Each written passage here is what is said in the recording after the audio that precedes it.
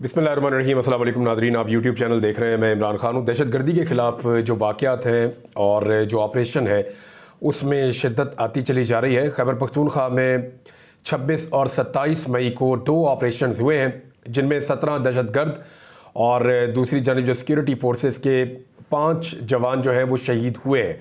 और लगातार इस किस्म के वाक़यात हो रहे हैं, मुख्तलिफ़ एरियाज़ में ऑपरेशन हो रहे हैं और ज़्यादातर खैबर पख्तूनख्वा के इलाकों में हो रहे हैं और इनको हम साथ साथ आपको रिपोर्ट करते रहेंगे। पाकिस्तानी फोर्सेस ने पहले भी दहशतगर्दी का मुकाबला किया है। पाकिस्तानियों ने बड़े दिल के साथ उसका मुकाबला किया, उसको शिकस्त दी थी। अब दोबारा ये अफरियत हमारे सामने आकर खड़ा है और इंशाअल्लाह पाकिस्तानी दोबारा इस मुश्किल सूरत हाल में से निकल जाएंगे। दोबारा से इमरान खान साहब को मुज़ाकरात की दावत दी गई है। देखें, इमरान खान साहब से अली अमीन गंडापुर साहब ने मुलाकात की, लेकिन उससे पहले उनकी मुलाकात हुकूमत से होती है और हुकूमत के उन लोगों से होती है जो एक्चुअली हुकूमत में है। मिसाल के तौर पे उनकी मुलाकात हुई मोहसिन नकवी से। मोहसिन नकवी शहबाज शरीफ से ज़्यादा ताकतवर है, ये बात PMLN के अपने लोग कहते हैं। जिनकी हुकूमत है, हुकूमती जमात के लोग कहते हैं कि जी मोहसिन नकवी की ताकत शहबाज शरीफ से ज़्यादा है। तो मोहसिन नकवी से अली अमीन गंडापुर की बार बार मुलाकात, 2 मुलाकातें हुई हैं। एक गालिबन इमरान खान साहब से मुलाकात से पहले हुई है और एक उसके बाद भी हुई है। और इमरान खान साहब का जो मौक़िफ़ है वो तो सबको पता है। लेकिन अब आप आए इस तरफ कि हुकूमत इमरान खान साहब को बार बार मुज़ाकरात की दावत क्यों दे रही है ना बड़ा सवाल। इंपॉर्टेंट बात यह है, देखिए, अगर इमरान खान जेल में है और इस वक्त प्रैक्टिकली वो कुछ भी नहीं कर रहे, कोई तहरीक भी खड़ी होने नहीं जा रही और आगे बड़ी सख्त गर्मियाँ भी आ रही हैं। पाकिस्तान तहरीक इंसाफ जो है वो एक सूबे में अपनी हुकूमत चला रही है, बाकी जगहों पे वो सिर्फ अपनी अपोजिशन कर रही है और इस वक्त उन्होंने कोई बहुत बड़ी तहरीक भी नहीं खड़ी की। हम सब जानते हैं कि तहरीक जून जुलाई में तो चलेगी नहीं, अगस्त में तहरीक शुरू हो जाएगी, सितंबर अक्टूबर में जाके तेज़ हो जाएगी और फिर आगे तहरीक का मौसम आ जाएगा। तो आगे वाले जो हैं वो 6-7 महीने मुश्किल हो जाएंगे हुकूमत के लिए, ये हम सब जानते हैं। अमेरिका में इलेक्शन होने जा रहा है, उसका इम्पैक्ट भी पाकिस्तान के ऊपर आता है, ये भी हम सब जानते हैं। तो इस वक्त हुकूमत को इतनी जल्दी क्या है कि हुकूमत तरले मिन्नतें कर रही है इमरान खान की कि जनाब आप मुज़ाकरात कर लें। अभी नया स्टेटमेंट आया, राना सनाउल्लाह साहब की तो बातें आपने सुन ली। वो बार बार कहते हैं कि इमरान खान आगे बढ़े, बात करें, नवाज शरीफ बात करने के लिए तैयार है, शहबाज शरीफ बात करने के लिए तैयार है, हम बातचीत करना चाहते हैं, सियासी कुव्वतों से बातचीत करें, हम देखें मैंडेट नहीं छोड़ सकते, अगर हमने आपका मैंडेट वापस कर दिया और बेगुनाह कैदी रिहा कर दिए तो फिर हम तो जेलों में चले जाएंगे, हमारे पास तो कुछ नहीं बचेगा, लेकिन आप हमारे साथ मुज़ाकरात करें। राना सनाउल्लाह साहब कहते हैं और बहुत सारे लोग भी ये बात करते रहते हैं जो हुकूमत का हिस्सा है। अब एहसन इकबाल साहब ये पार्टी के बड़े अहम लोगों में से एक है।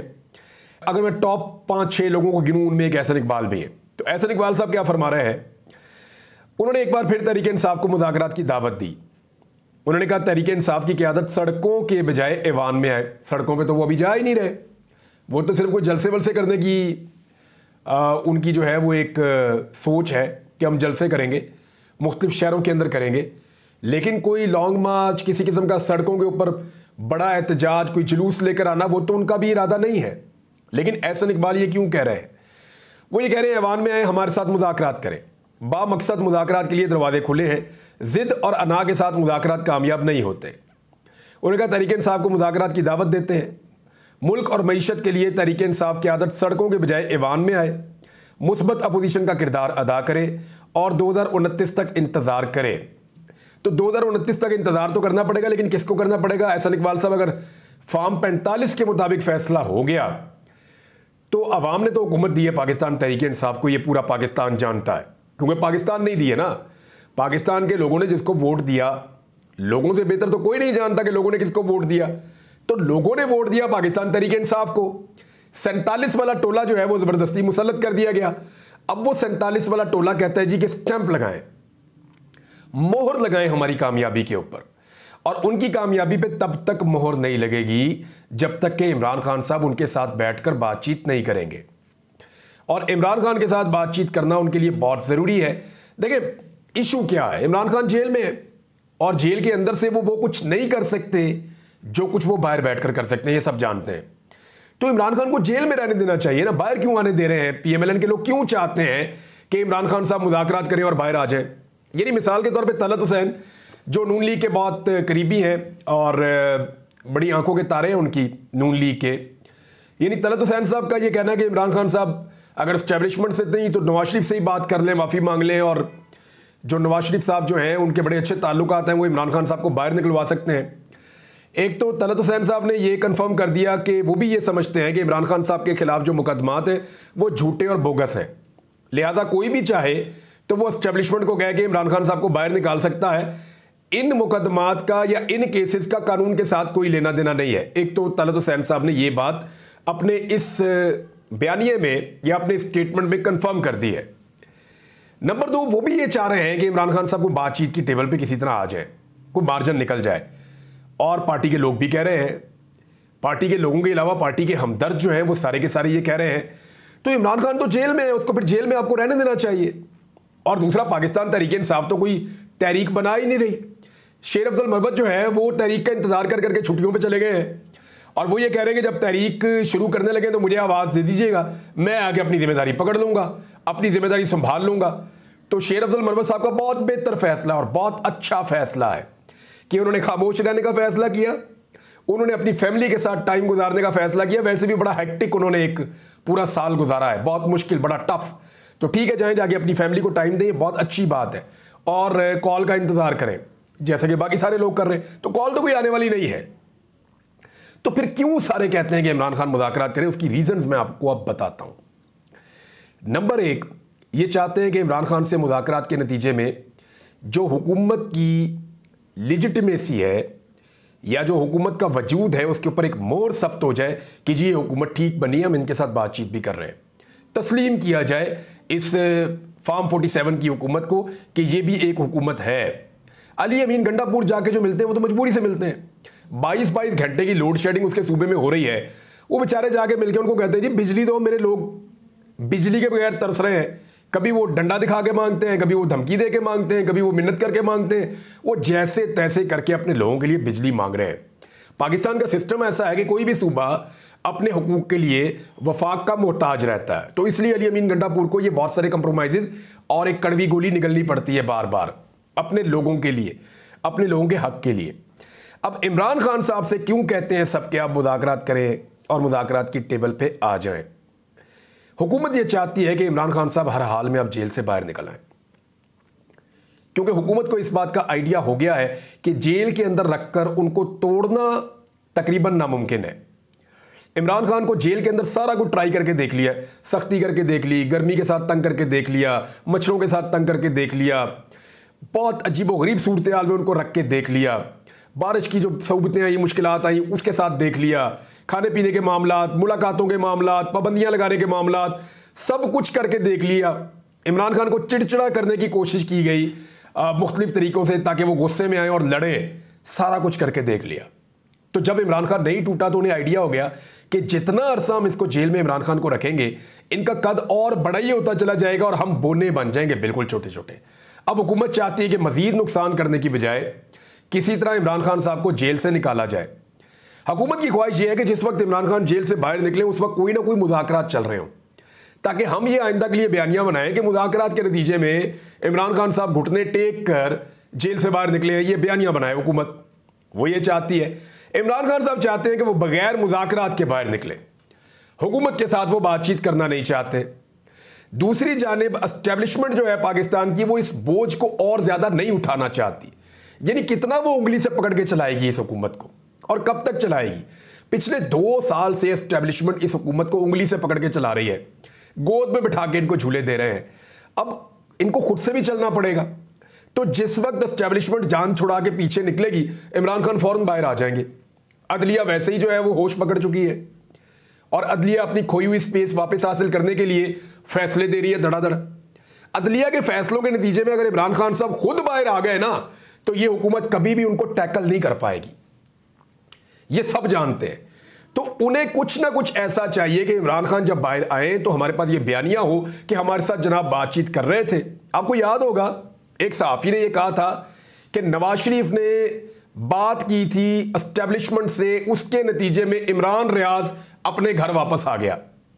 एक सहाफ़ी ने यह क्लेम किया था, तो वो बिल्कुल फारग और झूठा स्टेटमेंट था। मैं उसकी तह तक गया हूं, ये तो सवाल ही पैदा नहीं होता, ऐसी कोई चीज़ है ही नहीं। मैं उसकी तह तक गया और मुझे पता है कि क्या हुआ और कैसे हुआ। बहरहाल एक सहाफ़ी ने ये क्लेम किया था, ये इसलिए कि कुछ ना कुछ करके इमरान खान का जो सियासी कद है उसको छोटा किया जाए, लेकिन इमरान खान साहब इनके साथ मुज़ाकरात करने के लिए तैयार ही नहीं है। उधर अली अमीन गंडापुर साहब मुलाकात करके आते हैं, साथ ही इमरान खान साहब जो है वो हमूदुर-रहमान कमीशन रिपोर्ट जो है जिसको पाकिस्तान की एस्टेब्लिशमेंट आज तक हजम नहीं कर पाई, उस रिपोर्ट को वो अपने अकाउंट के ऊपर लगा देते हैं और वो कहते हैं कि हर पाकिस्तानी को ये रिपोर्ट पढ़नी चाहिए। इमरान खान साहब के अकाउंट पे क्या लिखा गया उनकी मर्जी से वो मैं आपको बता देता हूँ। हर पाकिस्तानी को हमूदुर-रहमान कमीशन रिपोर्ट का मुताला करना और ये जानना चाहिए कि असल गद्दार कौन था, जनरल याह्या खान या शेख मुजीबुर रहमान। और ये इमरान खान साहब ने एक स्टेटमेंट दिया, उसके नीचे एक वीडियो मौजूद है, गद्दार कौन, शेख मुजीब या जनरल याह्या। उसके बाद पाकिस्तान तहरीक इंसाफ ने बहुत सारा मुवाजना पेश किया और ये जो हमूदुर-रहमान कमीशन की रिपोर्ट है ना, ये बहुत एक तफसीली और एक लंबी रिपोर्ट है। जब जुल्फ़िकार अली भुट्टो ने इसके ऊपर इंक्वायरी की थी पाकिस्तान 2 लाख होने के पे, तो क्योंकि बहुत प्रेशर था, बड़े हालात बहुत अजीब थे, फ़ौज बहुत डीमोरल थी, पाकिस्तानी जो है वो बहुत परेशान थे, मुल्क 2 टुकड़े हो गया था, तो फिर एक कमीशन बनाया गया था जिसकी सरबराही हमूदुर-रहमान साहब कर रहे थे और उस कमीशन ने एक बड़ी तफसीली रिपोर्ट बनाई थी। उसका एक हिस्सा पहले जारी किया गया, एक हिस्सा उसका बाद में जारी किया गया। उस रिपोर्ट में बहुत सारी रिकमेंडेशंस और बहुत सारे हकायक लिखे गए थे, बहुत सारे इंटरव्यूज़ किए थे इन लोगों ने, ये जो कमीशन के लोग थे बहुत इंटरव्यूज़ किए थे और बहुत सारे हकायक सामने लेकर आए थे। उन हकायक की मौजूदगी में जो दिखाई देता है इस रिपोर्ट को अगर आप पढ़ें, तो शेख मुजीब से बड़ा मुजरिम पाकिस्तान के 2 लाख होने का वो उस वक्त का मिलिट्री डिक्टेटर याह्या खान था और याह्या खान का इसमें बहुत बड़ा कसूर है। ये पाकिस्तान की एस्टेब्लिशमेंट इस बात को मानती है, वो इस बात को तस्लीम करते हैं। जिस तरह वहाँ पे सरेंडर हुआ, जो सूरत हाल बनी ढाका में, जो फॉल ऑफ ढाका हुआ, उन सारी चीज़ों को जो है वो हम अपने मिटा तो नहीं सकते तारीख के औराक में से, वो बाकायदा तारीख का हिस्सा है। और हमूदुर-रहमान कमीशन रिपोर्ट जो है उसके तमाम एक एक करके जुज़ जो है वो पाकिस्तान तहरीक इंसाफ ने और इमरान खान साहब ने पेश कर दिए। यानी इमरान खान साहब का भी कोई ऐसा मूड नहीं है कि वो फौरी तौर पे मुज़ाकरात की टेबल पे बैठ जाएं, वो डील नहीं करना चाहते, बातचीत करने के लिए वो तैयार है और बार बार कहते हैं आओ बैठो बात कर लेते हैं। देखिए, अगर किसी को ये लगता है कि इमरान खान जेल के अंदर बिल्कुल बेबस है तो ऐसा नहीं है। वो हर थोड़े दिन बाद कुछ ना कुछ करके एक नया कट्टा खोल देते हैं। इमरान खान साहब जेल के अंदर बैठकर भी इतनी बड़ी प्रॉब्लम क्रिएट कर देते हैं अपने तमाम मुखालिफिन के लिए, चाहे वो हुकूमत का हिस्सा हैं चाहे वो गैर सियासी लोग हैं, सबके लिए इमरान खान साहब ऐसी मुसीबत खड़ी कर देते हैं कि सबको अपनी पड़ जाती है। और उसके बाद जब वो उस मामले में से निकलते हैं तो इमरान खान साहब जेल के अंदर से बैठ के एक नया इशू खड़ा कर देते हैं। तो ये इमरान खान साहब की पॉलिटिक्स, अगर कोई कह रहा है कि बहुत बुरी तरह नाकाम है या जेल के अंदर से वो पॉलिटिक्स नहीं कर पा रहे, तो ये एक खाम ख्याली है, इसके अलावा कुछ नहीं है। ये मामला यूं चलता रहेगा अभी और हुकूमत मुज़ाकरात की मिन्नतें करती रहेगी, लेकिन मेरे ख्याल में इमरान खान साहब वो हुकूमत से मुज़ाकरात नहीं करेंगे, ख़ास तौर पे उन 3 जमातों से मुज़ाकरात नहीं करेंगे जिन्होंने इमरान खान साहब का मैंडेट चोरी किया है। हाँ, बाकी जमातों को वो आहिस्ता आहिस्ता साथ में ला लेंगे।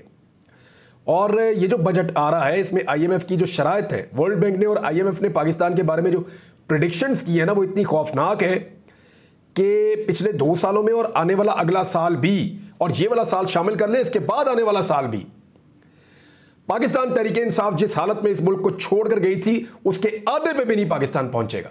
अब आप अंदाजा कर लीजिए, जो तरक्की की शरह इमरान खान साहब छोड़ के गए थे उसके आधे पे भी नहीं पहुंच पा रहे ये अब तक, और अगले सालों में भी कोई उम्मीद नहीं है। और जो महंगाई के ऊपर कंट्रोल और चीज़ों को इमरान खान साहब ने मईशत को बेहतर किया हुआ था अपने दौरे हुकूमत में, ये पूरा जोर लगाने के बावजूद उसके आधे तक भी नहीं पहुंच पा रहे। और अभी कुछ फैसले IMF के कहने के ऊपर ऐसे कर दिए गए हैं कि आपकी मईशत के अंदर बहुत बड़े बड़े झटके आने वाले हैं।